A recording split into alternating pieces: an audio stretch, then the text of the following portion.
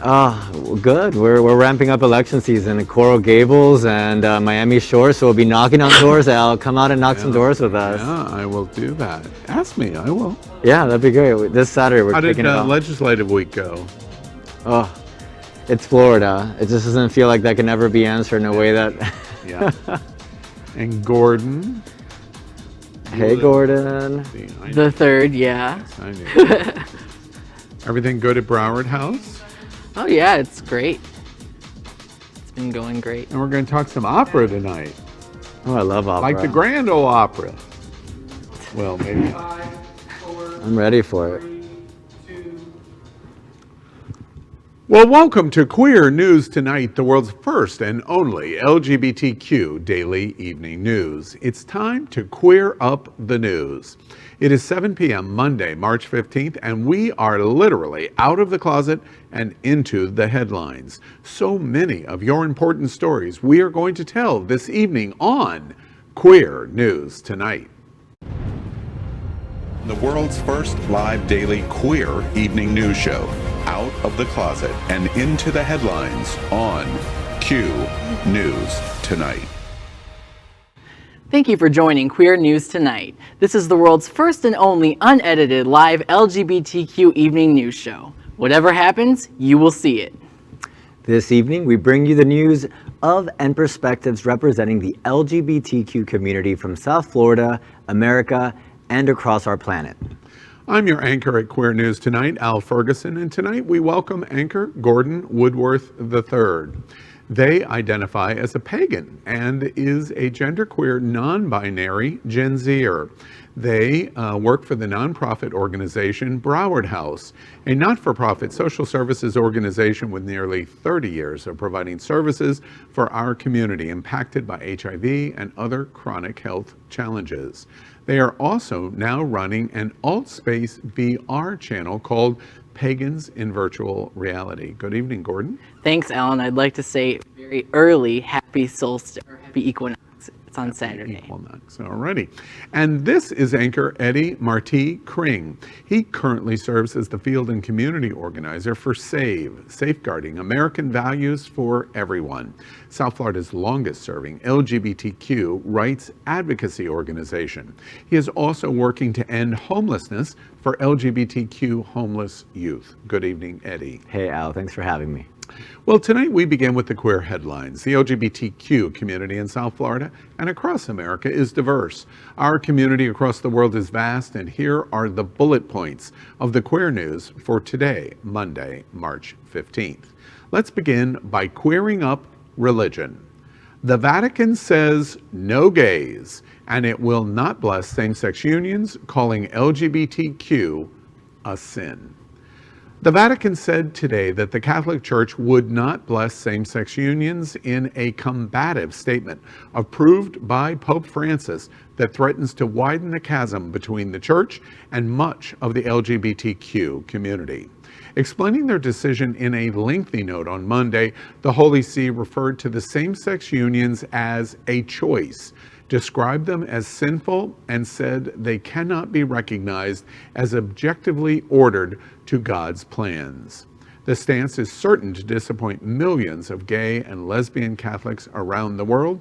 The Church wrote in the statement, "The blessings of homosexual unions cannot be considered licit." The Vatican's top doctrinal office, the Congregation for the Doctrine of the Faith, God does not and cannot bless sin. Pope Francis, who has frequently been praised for his welcoming tone towards LGBTQ people both within and outside the Church, approved the note. The decision is a setback for Catholics who had hoped the institution would modernize its approach to homosexuality.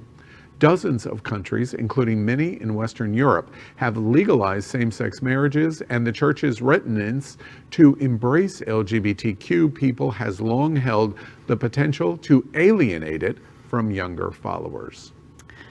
Yeah, so, I'd like to preface my comments by saying I was raised in the Catholic Church, and my entire family is Catholic. But I think we have to consider that this is an institution that has about a 1,500-year history of oppression and violence, theft and murder and genocide, and this institution has shown that it's committed to continuing that legacy. And all I really want to say to Christians out there is that, especially Catholics, are raised to believe that you have to be a part of the church to go to heaven. And that is a lie, period. Jesus doesn't live in a building. He lives in your heart. And you could join another church tomorrow that doesn't preach hate from the pulpit. End of story. Yeah, I mean, if your religion is teaching hate, you need a new religion. I don't think God or Jesus or any deity you want to, I mean, if hate is what you believe in, you need a new religion. The statement today draws a line in the sand.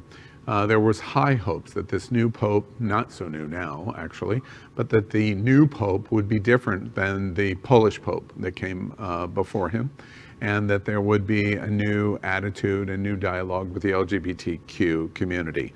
Know thy enemy is something directly out of the Bible, and we found out who they were today in their statement against the LGBTQ community. They are not going to accept us, and until there is a change in thinking, we must remember the Vatican Church opposes the LGBTQ community. Sunshine Cathedral's taking new members. Next, we're going to queer up business. GOP senators complained when Amazon refused to sell one anti-trans book. Now it won't sell any. An anti-LGBTQ activist book critiquing trans people was once a top seller on Amazon's charts, tracking sales of LGBTQ books. Then, Amazon stopped selling it.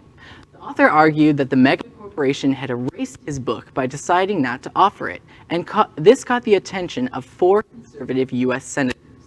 They wrote a letter to Amazon to complain, and so the company explained they're no longer selling books that claim being gay or transgender is a form of mental illness. The book in question is entitled When Harry Became Sally, Responding to the Transgender Movement, written and published by Ryan T. Anderson in 2018. The book claims that being transgender is a mental illness based on the narratives of ex-transgender people. Anderson worked for the Heritage Foundation, an anti-LGBTQ group where he reportedly worked closely with then Vice President Mike Pence, who is now the organization's newest name-recognized employee. Well, I will surprise people in saying I'm not sure I agree with Amazon's position. I do think that there's a First Amendment issue here. Amazon is a private corporation, so they can choose to sell whatever they want to sell. That is a given. That is an absolute. However, I'm not sure that I believe that Amazon should have made this decision, because it begins to edit content that is presented in front of us. Do I agree with the book's conclusion? Absolutely, I do not. But I do kind of support the idea that he has a right to say it, and then let the chips fall where they may. And this seems to be a step over to ban all observation and communication against the LGBTQ community. I think is an overreach on Amazon's part. Well, I disagree with you wholeheartedly, Al. I do agree with you that the author has the right to say whatever he wants, but he also is going to have to deal with the consequences of whatever he says. And the fact of the matter is, in the past 4 years, we had several decisions based on free speech. I'm sure you all remember the whole gay wedding cake fiasco, and we already have established that a business can decide who it wants to serve. And Amazon, since it's a corporation, and corporations are people, have the right to free speech, Amazon has decided that it does not want to say this message, and they are well within their right to do that. Yeah, you know, the author has the right to say it, and the corporation has the right not to provide a platform for it. I like that they are focusing on not perpetuating myths or harmful stereotypes that have been used against the trans community and the LGBT community. So I think from that perspective, I think it's a responsible move on behalf of the company to not allow its platform to be used to spread hatred. And on that note, it's time that we queer up finance. Consumer Financial Protection Bureau says banks and lenders cannot discriminate against LGBTQ applicants. The U.S. Consumer Financial Protection Bureau will enforce a federal ban on discrimination in lending cases where a consumer is denied credit because of their sexual orientation or gender identity. This week, the government agency, which is intended to protect consumers from financial fraud and abuse, issued guidance claiming that the Equal Credit Opportunity Act prohibits banks and lenders from rejecting credit and lending services to applicants who identify as LGBTQ, those who don't conform with traditional sex or gender-based stereotypes, or applicants who might have been refused based on their social or other associations. CFPB Acting Director David Uggio said, and I quote, "In issuing this interpretive rule, we're making it clear that lenders cannot discriminate based on sexual orientation or gender identity. The CFPB will ensure that consumers are protected against such discrimination and provided equal opportunities in credit," end quote. LGBTQ advocates praised the guidance as an important step towards achieving equality for LGBTQ financial consumers. You know, a couple of interesting notes about this story. First off, this organization, this federal agency, has made this decision based, interestingly enough, on the Supreme Court's decision last summer. They have decided, in the extension of the Civil Rights Act, that you couldn't identify sexual discrimination, and extended it. The Supreme Court extended it to LGBTQ privilege in that interpretation. But remember, you live and die by the sword. So we're happy now that this federal agency has made this decision in consumer lending to LGBTQ. But this is the proof of the argument of why the Equality Act must be passed. Easy come, easy go. If we lose the next election, the change in the election and the interpretation of the enforcement of this decision, interpreted broadly by the Supreme Court, means that we will lose it as quickly as we got it. So the important issue here is we're happy about the financial protection, but we need the Equality Act to codify it into law. That's right. That's absolutely right, Al. And, you know, I really encourage everyone to stay engaged with the passage of the Equality Act right now. Organizations like SAVE, we are phone banking in partnership with the National Equality Action Team to help put pressure on these senators and help them understand that passing the Equality Act right now is what needs to happen. Yeah, and I think Al hit it right on the head when he was mentioning that who's making these decisions. This is why voting is important. This is what governance looks like when Republicans aren't in control. And that's my main point. We need to not be voting for them. These recommendations were made while Trump was in office, but they were not followed because the Trump administration did not want to enforce them. I'd also like to point out that the Consumer Financial Protection Bureau is a bureau that was created by Elizabeth Warren, a liberal in the Democratic Party, and this right here is a win for liberal politics. And Gordon, we're going to move on to gay culture, I believe. Yep, next we're going to queer up gay culture. Nick Mesh makes muscle books to have and hold. Wait, how did you get this story? At Queer News Tonight, we proudly bring LGBTQ America the best of gay culture, including artists, writers, books, photographers, and more. Tonight, we introduce you to a new collection of breathtaking male photographs that come to us from Nick Mesh. This is the second volume of the popular series. The hottest muscle models, bodybuilders, and athletes show off their perfect bodies and share the most secret thoughts and desires. We encourage you to visit his website at nickmesh.com, where you can order the book One Good Book 2 and have other interesting content, including calendars and more. You can order from Amazon or any of Nick Mesh's social media platforms. Wow, excuse me, I was just about to order my copy. Well, there's so much about this that I like. Yeah, and really, so much about this. Yeah, and I think having it right next to my bed would help me, as I'm going to bed, just unwind a little bit and flip through the pages and appreciate queer artists and the work that they're doing. Oh, we're talking about art now. I got it. I got it.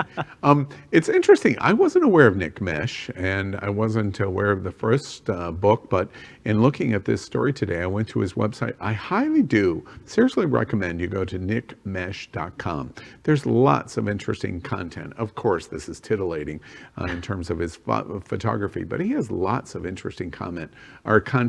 on his site that is very interesting for the LGBTQ community. And I love that Queer News Tonight does stories like this. I love these photos, but there's no poll in any of them, so that's kind of disappointing. But I can't wait till he releases a book with thick men, because the thick men do it better. All right, on that note, I think it's time that we queer up health. The American Psychological Association denounces conversion therapy. In a new statement this week from the American Psychological Association, the 100,000 members have condemned conversion therapy that attempts to change a person's gender identity in a new resolution document. Many of its policies and viewpoints are standard acceptance in medical practices.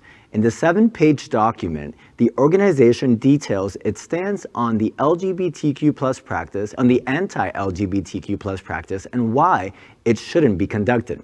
Along with condemning conversion therapy in regards to gender identity, the APA has also made changes to their 1997 resolution that opposes conversion therapy for a person's sexual orientation. A total of 20 states and a number of cities in the US have banned conversion therapy.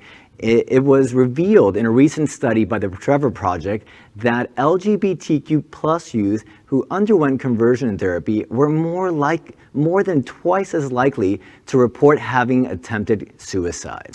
You know, it's interesting, a couple of notes here. The association is the preeminent psychological evaluation association in America. Overwhelmingly, we should certainly pay attention to recommendation. When I saw the news of this yesterday, actually, we reported for the first time today, I was thinking of Anthony Fauci and what we've been through in COVID. Is science going to win? We've been through 4 years where science didn't win. This is science. This report is science.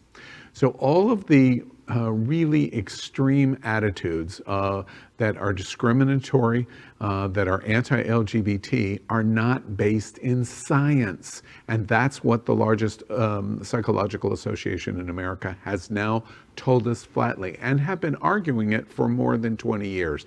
But they've updated their guidance from 1997 to say it is flatly not true. It does not work.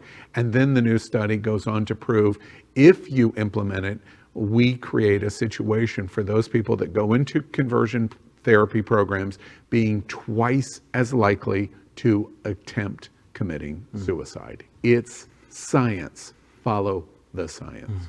Yeah, Al, I think you hit it right on the head. The point being that homosexuality and gender diversity are not conditions that nothing's wrong with people who are gay or are not cisgender. There's nothing wrong with these people. They do not need to be treated. Conversion therapy is abuse, period, especially when it's inflicted on minors. It is abuse, period. It needs to be outlawed in this country. 100% right. And here in Florida, we are working hard to make sure that we can ban that. And I would highly invite all of you listening to stay connected, especially if you live here in Florida. We need your help to make sure that we can force the legislature to ban this harmful, torturous practice of conversion therapy. And important, you know, Eddie won't blow his own horn, or Orlando Gonzalez won't. But SAVE is one of the organizations that are really important and critical to the LGBTQ community in Florida, because they are one of the organizations out there fighting this torturous practice of conversion therapy. Thank you, Al. Next, let's queer up politics. This is a strange story. MAGA Life Coach, there is such a thing, claims that gay lispy fuck Barney Frank was behind Joe Biden's speech this week. This is a strange one. Watch this. Appreciate you subscribing whenever it actually did in fact occur, and I'm just giving you shit. Question: who do you think is the asshole speaking in Biden's earpiece? Is it Obama or Susan Rice? I don't know. I feel like it's somebody who's equally as mildly retarded, so it's probably, who's that fucking Barney Frank? That's my guess. I think Barney Frank is speaking in Joe Biden's earpiece. Is Barney Frank still alive? Did he die? Remember him? Do you remember Barney Frank? Nah, he was the gay lispy fuck that left Congress. Barney Frank. Yeah. Barney Frank. I think it's Barney Frank. LGBTQ community, we constantly remind you, know thy enemy. We warned LGBTQ America in this story. The language in this story is quite adult. Former Representative Barney Frank from Massachusetts was most likely speaking in Joe Biden's earpiece during his speech from the White House on Thursday. That's, of course, if he's not dead, because he and Biden both have a lisp and are supposedly retarded. And by the way, they're also idiots. That's the claim that the MAGA Life Coach and former candidate for Congress, Brendan Dilley, made on the Friday stream of his YouTube show, The Dilley Show. Dilley made this claim in response to a fan's question, as you just saw, wondering who's the asshole speaking in Biden's earpiece? Is it Barack Obama or Susan Rice? Dilley believes it's not the former president or ambassador to the UN, but rather someone else, equally as mildly retarded. Remember him? Remember Barney Frank? He was the gay lispy fuck who left Congress. Dilley is this special kind of anti-LGBTQ breed, and Queer News Tonight always enjoys bringing you the Einsteins of the MAGA movement. Well, again, here's another example showing you that the walkaway movement is bullshit and doesn't represent any reality. This party does not support the gay community, period. And I also would like to point out the other very offensive part of this conversation is how ableist it is, and how we are, just because somebody has a lisp, we're treating them as if they're stupid and they don't know what they're doing. And it's also creating an environment where people who are, are on the autism spectrum, or have a speech impediment, or have any kind of mental situation, they can't be included in our society or treated as equals. And that is not okay, period. Boy, if you look at the clip that we were just playing out, you see there's a photo of the former president. He who should not be named, because my stomach can't handle it very much. That's right. And then you see that this I love this that you compared him to Baltimore. Yeah, exactly. Vanquish, please. And then you see that they're associating this MAGA movement with all this hatred, all this anti-LGBTQ bigotry, White privilege, white supremacy. That's right, white supremacy. So what is it that you stand for? If you are waking up in the mornings and tuning into that kind of hate and thinking that you identify and that's what makes America great again, my God, you know what? It makes me sad that that's the current state of education in America, where somebody can grow up and have that kind of hate-fueled mindset. Yeah, absolutely. And how did we learn that? Let's go back to 2016. The campaign is raging, and a candidate for the president of the United States stood in front of 25,000 people making fun of a reporter going, ah, remember that? Yeah. That's exactly what enabled this guy from feeling completely comfortable to be able to speak this way. Next, we're going to queer up sports. 500 athletes take a stand against transphobic legislations in letter to NCAA. Over 500 students across 85 schools are taking a stand against the numerous anti-trans bills in an inspiring letter to the NCAA, and the number is growing. Washington University students Aliyah Schenk and Alana Bohar have spearheaded the LGBTQ+ sporting movement. The letter said, quote, "We, the undersigned NCAA student athletes, are extremely frustrated and disappointed by the lack of action taken by the NCAA to recognize the dangers of hosting events in states that create a hostile environment for student athletes. You have been silent in the face of hateful legislation in states that are slated to host championships, even though those states are close to passing anti-transgender legislation," unquote. The NCAA has sent out a press release that they support trans rights of their member institutions and athletes. A clash is coming between NCAA and states that pass anti-LGBTQ laws. Boy, oh boy, once again, it's the GOP attempting to create false culture wars and focusing on things like attacking transgender kids, youth, right? Like there aren't bigger things to focus on that actually matter. Why is the GOP taking the charge on attacking kids, as opposed to focusing on the economy, getting through this pandemic, jobs that are sustainable, and retraining the workforce. This is absolutely heartbreaking, and it shows you the state of politics in our country. And we have to stay united and do what we can to beat back these bills. I urge you to join me wherever you are. You can join us virtually. We are phone banking every week into these states. We're making transfer calls, transferring pro-equality candidates, having them leave a voice message to their senators, to their legislators, and telling them that this is absolutely horrible and that they should not be focusing on these kinds of attacks that hurt our kids. Eddie sets up a metaphorical question to allow me to answer. And the reason is Eddie's too young. In 2000 and 2004, my face and my community, LGBTQ community, and those two election cycles were the wedge issue for the Republicans. And it was successful. It was successful. LGBT is no longer the wedge issue. The wedge issue is only one of the 5 letters now in LGBTQ, and that is the T.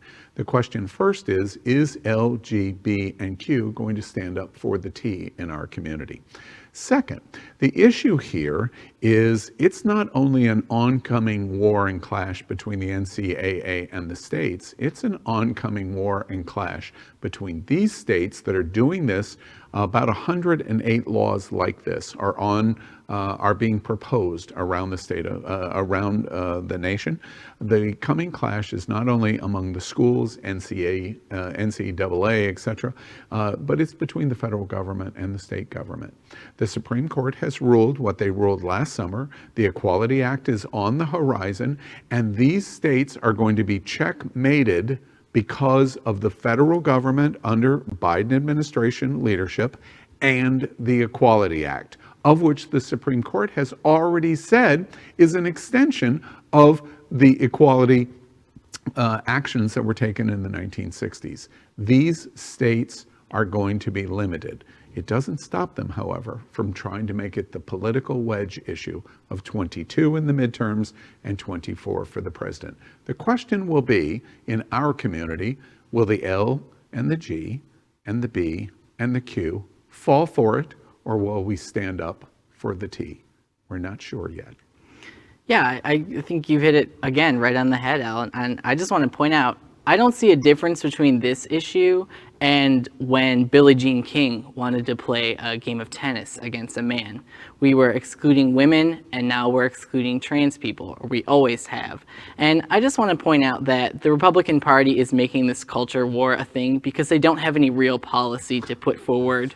They don't have any plan to actually govern this country. They just want to bring us back a century in legislation. And I'd also like to point out that sports aren't, I mean, they're important to a lot of people, but they're not the end-all, be-all of our universe. And I'd like to point out that athletics do have a history of coming from white supremacy, and their purpose was to help train and enrage white men to be radicalized to fight against other marginalized groups of people. And I think that as we're having these conversations, we as a country, we really need to have a come to Jesus moment on all of these issues and really rethink where our priorities are. Because at the end of the day, it doesn't matter who's on the field playing a game of basketball together. It doesn't matter. All right, now it's time to queer up the world. Polish MEP complains of psychological warfare after Europe is declared an LGBT+ freedom zone. All 27 representatives from Poland's homophobic ruling party, PIS, voted against the EU's LGBTQ freedom zone proclamation this week, which was passed by 492 votes to 141. The move came 2 years after the first Polish authorities signed a pledge against LGBT+ ideology, sparking a wave that now covers around a third of the country.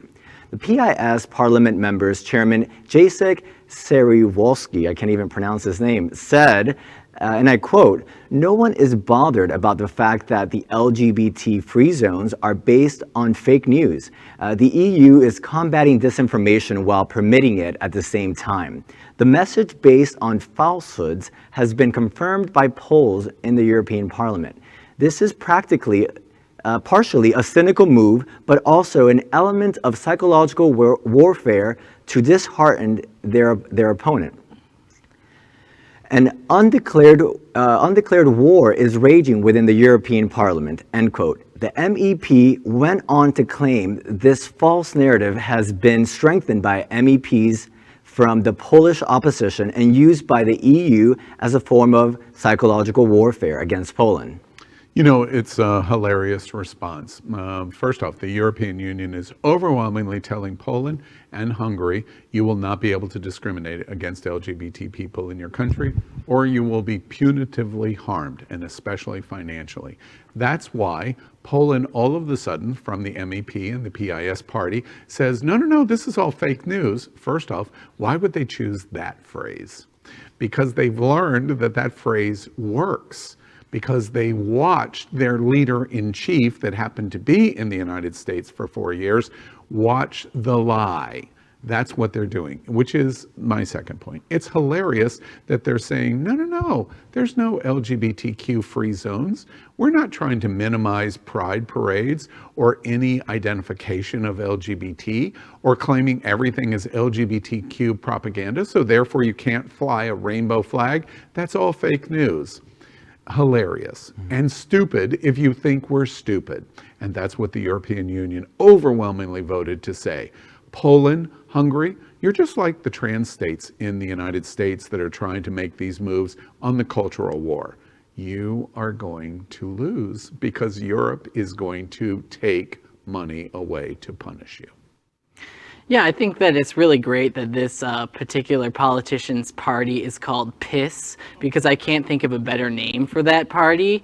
And, you know, they took over the parliament, and you call that a golden shower. But, you know, I think it's really annoying how he's going to come out here and basically gaslight the world and say this is fake news. You know, I read that and I think, gee, you sound awfully offended. Almost like we're pointing out something that's true here and you have a problem with it. You know, and I just keep watching Poland make these continuous moves, and all I think is maybe we should have let the Germans and the Russians keep Poland. Ooh, well, I'm not sure I would go that far, Gordon, but that is our queer headlines for today. So let's catch up on the LGBTQ news surrounding COVID-19 with our special segment called Quarantine Quickies. Queer News Tonight has been LGBTQ, America's most important news source on the pandemic, as we have reported on coronavirus on every single news broadcast since January 6, 2020. Tonight, we report on the devastating effect that coronavirus continues to have on the American and worldwide LGBTQ community in the total number of cases and deaths. We also provide some hope of a new light at the end of this long tunnel.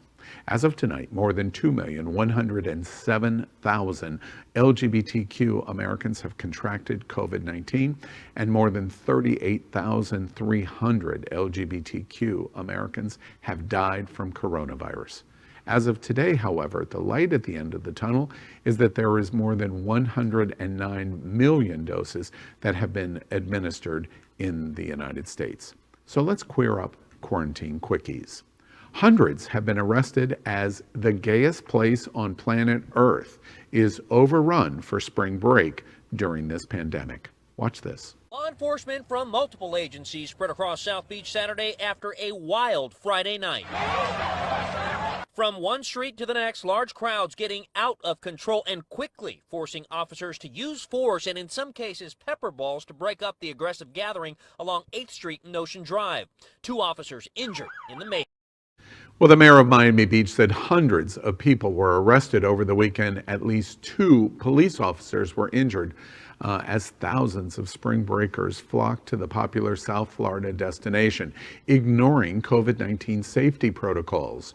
On Friday, the Miami Beach Police Department tweeted that officers were forced to use pepper balls to disperse a very large disorderly crowd as it took a subject into custody. Miami Beach Police Chief Rick Clements said, quote, "What happened was a large crowd gathered. At some point in time, there were people that went ahead and walked into the crowd and started throwing up money into the air, causing a larger crowd to gather," unquote. Miami Beach Mayor Dan Gilbert said, quote, "We've got too many people coming, we've got too many people acting out, and we have COVID at the same time, so it's a triple threat," unquote. The city of Miami Beach extended a state of emergency declaration and emergency measures through March 17th, which includes a midnight curfew. Florida does not have a statewide mask mandate and has lifted restrictions on restaurants and other businesses, and seems to be the reason why the restrictions are not being followed in the heart of COVID-19 pandemic. What do you think, Gordon? Well, I feel like I don't understand why some of these, it's pretty much college students, that's who spring breakers are still coming to Miami Beach, because in years past, the law enforcement in Miami Beach has been very clear about they don't want you to come here and cause trouble, and now with COVID-19, you know that's doubly as serious, especially because you got to consider Dade County is one of the blue counties in this state. People here are Democrats, and we believe in science. So this is basically just a cause and effect, period. I don't feel bad for any of these people that got arrested. They come here every year and cause a big commotion or a huge brawl, and this year it's just 10 times as worse.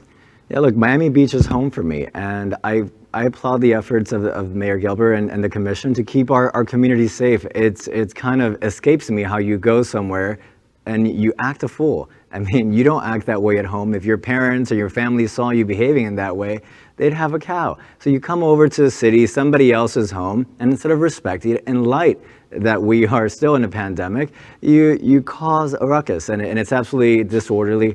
So thank you to the city and the police officers who are helping to keep South Beach and Miami Beach safe.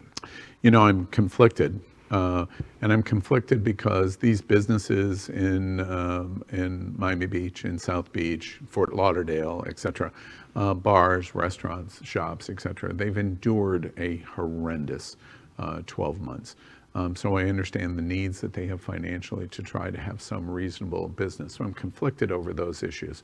But there must be some reasonable plan that can get us to the end of this pandemic so vaccines go into place. Very, very difficult, because even if the police chief in Miami Beach and South Beach and the mayor of Miami Beach wants to do it right, we have a governor in the state of Florida that doesn't care. And as a result, like the governor in Texas, has just opened everything and said, I don't care, basically, is what they have said. One last thought.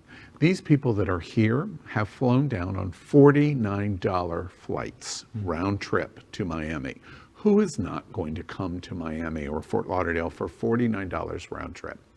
And in addition to that, they're coming here because their states won't allow them to do this. You're not seeing this. Even in New Orleans, you're not seeing this kind of news. It's because Florida allows it. Florida allows it because even over the objection of a police chief and a mayor of a city, the governor and our government allows it on the state level. So of course they're going to come here, and of course they're going to perform and act the way we watched in this news. And what political party does that governor come from? Of course. Well, that's our COVID-19 news for tonight. Next, we report that Happening Out Television Network is passionate about our support for the LGBTQ community. An example is Sunshine Cathedral, the world's largest queer church here in Fort Lauderdale. We are broadcasting from our permanent set here in Sunshine in supporting that partnership. The network broadcasts the largest LGBTQ religious broadcast in the world, with more than 30,000 watching every Sunday at 10:30 a.m. Eastern, and it's totally live. And oh, by the way, it's not connected with the Pope or the Vatican. We encourage you to tune in. Our campaign of sponsorship proudly supports Sunshine Cathedral is my queer church. Watch this.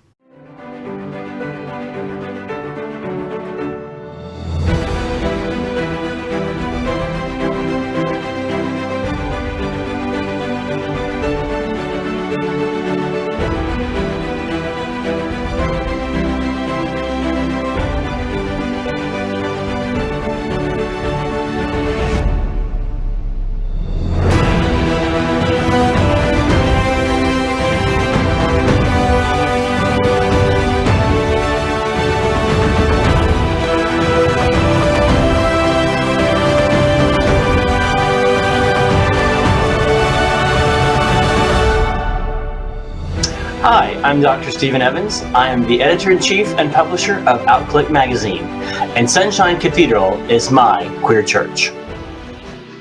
We'd also like to thank our set designer, Concepto Modern Living, here in Fort Lauderdale, for making this set in this amazing queer church campus possible.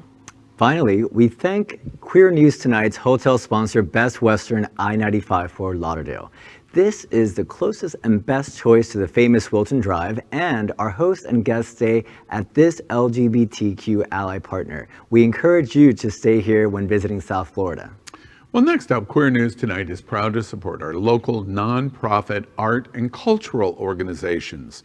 And tonight, we are pleased to feature the Florida Grand Opera, celebrating 80 years here in South Florida.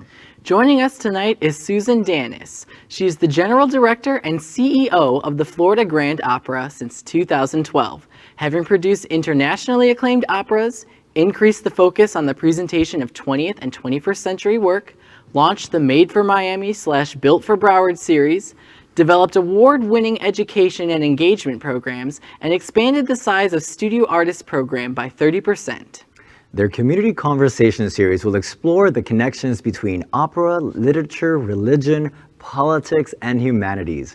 This year supports opera Fellow Travelers, set during the McCarthy era of the 1950s and focuses on the Lavender Scare, a witch hunt, and mass firings of gay people from the U.S. government. To tell us more about the Florida Grand Opera and their community conversation series, The Gay American Dream, happening on Tuesday, March 23rd, is the General Director and CEO, Susan DANIS. Welcome, Susan, to Queer News Tonight. Thank you. Well, I'm personally excited because I'm from Sarasota, and we have this great opera house in Sarasota and the Oslo Theater, lots of cultural programming there. Tell us a little bit first about the Florida Grand Opera and its integration and support in the LGBTQ community. Sure, my pleasure. We're thrilled to have been around in South Florida for 80 years. So we've seen lots of things stay the same, and we've seen lots of things change. However, for me personally, it's been an important part of our programming to increase things that are very relevant to our audiences today. And in particular with the LGBTQ, several years ago, we did an opera called Before Night Falls, the story about the dissident Cuban poet Ronaldo Arenas, who was persecuted because of his political beliefs and certainly because of his sexual orientation. And the composer, Jorge Martin, is a very good friend of mine, not a native of South Florida, but has certainly spent a lot of time here. And this year, coming up in the fall, is our presentation of Fellow Travelers, which is an incredibly important story as I listen to this newscast and think about the issues that face those two key characters in the 50s, and that some of them, unfortunately, are still facing all of us today. Oh, that's fantastic. Fellow Travelers is a program. Contrast this to the McCarthyism and the Lavender Scare. Of course, Eddie and Gordon are just absolutely too young to even know what McCarthyism probably was, much less the Lavender. We went to school. We know what McCarthy All right. Okay. Yeah, We were come taught on. about Susan, it. you and I will talk telepathically. We weren't there. Tell us a little bit about what the creative impetus behind that program is. Well, Gregory Spears, the composer, based the opera on the Thomas Mallon's 2007 book by the same name. And I think that it's very much kind of what you're talking about, but the fact that what basically happened that was when McCarthy ran out of communists, he had to find someone new to come after. And so he came after what were labeled as sexual deviants. And it's difficult to reflect back to a time when there weren't support groups like some of the organizations we're referring to. There wasn't a language. Almost unilaterally, everybody was filled with shame. And I think that although there's been great progress, that it's really, really important for everyone to know where we came from in order to continue to go towards where we want to go. And I think that this piece talks about the journey that both of these characters make. And I know that the singers who sing both the lead roles reflect even in their own journeys in these two characters and what these characters go through the course of the opera. Interesting. Susan, as of course, I know you understand this, but we've sat here now, we're basically at a year. You probably, the Florida Grand Opera probably ceased right in the middle of their peak season in March of 2020. And you've sat for a year almost. I can't imagine being the CEO of such a grand and important arts institution like Florida Grand Opera, what the last year has been like. But try to explain to us what it's been like for you as CEO and the Florida Grand Opera to get through what we've all witnessed and participated in. Well, we had to regroup like everyone, both personally and as an organization, yet we pushed forward. We tried to find new ways to create art, not just virtually, but as safely as we could, following all COVID protocols and so forth, but yet putting forth live performance in very small, socially distanced group. It also has allowed me to do programs such as Community Conversation. It's been a time where, in some ways, we weren't necessarily tied to what we normally do, so it's allowed us to be far more creative, to do a lot more outreach, and truly do the outreach in the communities and reach many people that I don't think otherwise would have been touched by our company. You have a rich 80-year history. And at any moment in the last year, did you come close and say as CEO, well, that just may be it. We're coming to a conclusion that we just can't continue to fight? Did that ever cross your mind? Never, never. Yeah, all right. Well, that's great. I'm glad to hear that. The LGBTQ community, I just read a survey just recently. The exciting thing in terms of the bounce back, the Florida Grand Opera operates in, of course, we have a diverse community here in South Florida, but one of the largest LGBTQ communities in the entire nation is here. And I just read a survey recently that in spending choices in the LGBTQ community, on average in theater and performing arts, to every $1 our counterpart in other community, LGBTQ community spends $2. We're so committed to our performing arts. You must be super excited at Florida Grand Opera to know that the LGBTQ community is going to be among the first to come back in supporting your efforts and your production. Absolutely. Very, very excited about that. And I think that everyone will really enjoy this series as well as the opera. Yeah. And to get to be able to see more details of the series itself, how do people see that? Where do we see you online? How do we get in touch with you? What's your phone number? I mean, your phone number. I was making a joke, but tell us how we get in touch with you. The easiest and the place that you can find the most information, of course, is on our website, which is www.fgo.org. All the information is there, the particulars on this series. If folks want to learn a bit more about the Opera Fellow Travelers, get a sense of what it will look like, as well as learn more about all of our different community engagement programs. And the dates for Fellow Travelers is going to be when? We're like the rest of the world, waiting for things to settle down, but we're looking at November of this year, 2021, and it will be performed at the Lauderhill Performing Arts Center, not too far from here or from most of Broward Center, and just a quick drive from Miami. Yeah, absolutely. That's very, very exciting. Fellow Travelers.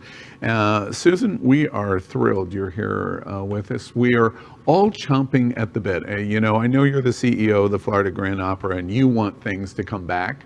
But believe me, there's thousands and thousands of us that want it to come back too. And even thinking about you coming up to Broward County and doing production that is LGBTQ themed is very exciting for all of us. It's something to look forward to.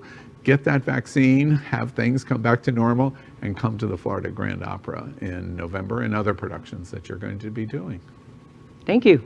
Thank you very much, Susan Davis, CEO of the Florida Grand Opera, for being with us tonight here at Queer News Tonight. My pleasure. Well, that is today's news for the LGBTQ community on the world's first and only daily LGBTQ evening news show.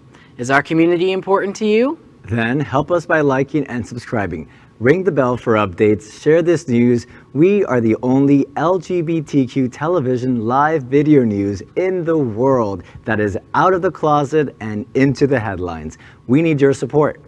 I'm your anchor, Al Ferguson, and on behalf of anchors Gordon Woodworth III and Eddie Marti Kring, we will see you daily and tomorrow night at 7 p.m.